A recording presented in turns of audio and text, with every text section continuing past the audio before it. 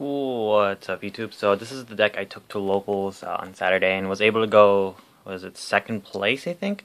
Because I did lose one and my friend went undefeated, I think. Wait, no, we had the same record. We both went X1.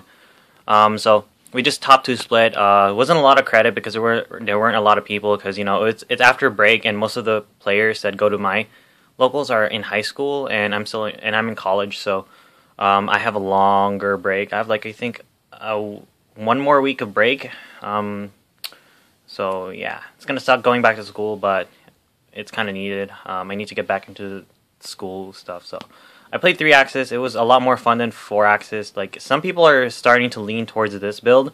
Some people are still teching in a dragon and maybe one or two wolf barks. But I don't like that build because it's very inconsistent. It's the least consistent version of Fire Fist. The most consistent is probably 4-axis because it's able to top deck better cards than the 3-axis. But 3-axis is a lot more explosive and aggressive, so I really like this build a lot more. And it has a lot more answers towards things. It can get over bigger things a lot faster. And I'm running 2 roosters because 2 roosters is really good. I only have 2, so if I had a third, I would have done a lot better because this card is the nuts. Literally, if your opponent lets this guy live for more than the turn it's summoned, you are in such a good position because Rooster will just keep swapping and swapping and swapping. So this card is really busted. It's amazing. I run. Sorry for that shake. Triple Leopard. You need the Triple Leopard. It's the best opening combo. Opening either this or the Rooster is really good because the Rooster will just be a powerhouse. It'll make your opponent not fear attack. This deck is basically the second best deck when it comes to battling. The first being Bujin, because Bujins just make everyone quiver in battle phase. So this is the second best because it can swap stuff and has traps and damaged up shenanigans. So yeah, triple bear, you need to play 3 bear. It's kind of standard. It's one of the few ways you can get over things. 1 gorilla, 1 blaster. If you open up Spirit, Rooster, and Blaster, and there's no fire formations, you can still get the first turn combo really easily. You can still go Blaster, pitch Rooster, then you can go Spirit, then special summon Rooster, get a plus, then synchro into a Horse Prince. Then Horse Prince will get you a Leopard, then Leopard will tribute, and then you can get a free tanky off of that. So it's really good. I really like it. A lot of combos with that. And it's one of those finisher cards. If you're missing a few life points to kill your opponent and an OTK, Blaster will fix that. I mean the Thunder King doesn't really hurt too bad. You can play around it. The only thing it hurts is Rooster and Tenki, but majority of the time Rooster is not even searching for Fire Fist. It's setting fire formation, so you can play around the Thunder King. It's really good. It hurts my opponent more than it hurts me, so that's why. And in main deck, the double maxi, it helps sometimes, but it's really hard for me to time my maxis because I'm not used to maining hand traps.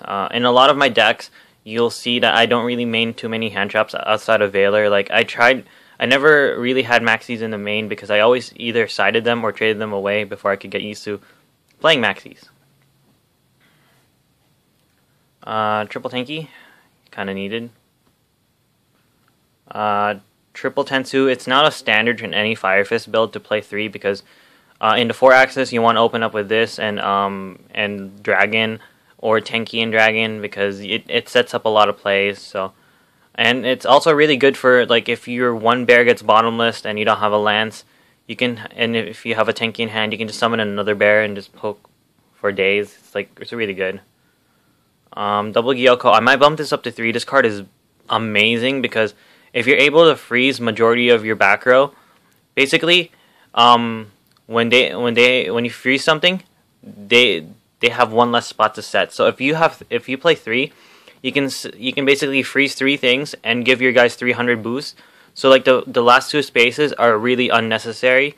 You can put more defensive traps or more MSTs and such. So it's really good. Gyoko's really amazing. Probably one of my favorite cards. I might bump this up to 3 when I pick a third one up. Card's so good. 3 rekindling because it's busted. Like if you top deck rekindling, you pretty much win. And I've been doing that since I built this deck. I've been top decking rekindling like a boss. It's like so good. 3 MSCs standard. Dark Old Book of Moon. And for traps, the 2 Fire Formation traps. 2 7 tools. If I'm playing the 3 Gyoko, I'm probably going to bump this down to 1 because the main reason for using 7 tools is to stop like Divine Wrath and other things. But if you Gyoko the Divine Wrath, you don't need the 7 tools. Triple Fiendish Chain because I don't run Veiler and that's kind of needed. And the 1 of traps. And that's it for the main deck. It's 41 cards. I would make it 40 if I didn't have, if I had a 3rd Rooster, and I would cut the maxi and put them into the sides. Extra deck. It's 3 Horse Prince. This card's really good. You need to play 3, it's standard. 1 Vulcan, you need it to bounce back certain cards. It's really good for getting over like really big things. This card, it makes so many cards like so small, and you can virus things, so it's really good. Double Horse Prince, no, not Horse Prince. Lion Emperor, 1 Leviathan, 1 Levier, 1 Leviathan, 1 Zen Mains. I never make Zen Mains because it was never needed for me. Like unless I have an empty field and I'm like top decking. And then like I draw into rekindling. That's the only time I actually ever make Zen Mains, like for stalling purposes. But with Mermail and Dragons still being a prevalent deck, they can still big eye your Zen Mains, and it's saddening. And for rank 4s, I'm playing just 4 because yeah, I make this guy a lot more than any other because he's a beast basically. He's just so good. He was able to help me get over Stardust on Thursday when I played in a tournament. So it's really good. And the 1 rank 6 Bouncer. Like, you'll never ever make him, but when you do, it's only in a really bad situation. And yeah, it's 2700, so it's pretty huge too. And I really like I like it. Let's go to my sideboard.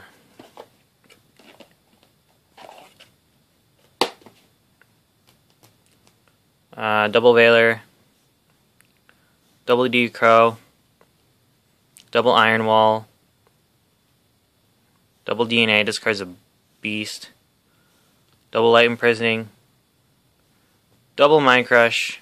You kind of need the Mind Crush, especially against the Mirror match when they search for tanky. And it's really good against the Geargia matchup because when they flip armor, you can just be like Mind Crush. And if they don't have the Trap Stun or the 7 tools, you can get rid of like a lot of cards in their hand.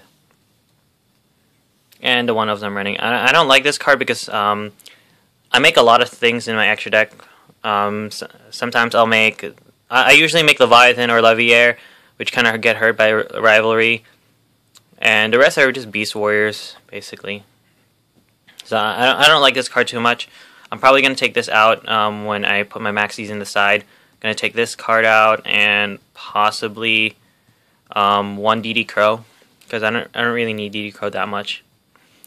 So yeah, that's it for the deck. I'll put my matchups down there in the description for both Thursday and Saturday. So yeah, thanks YouTube. Peace out.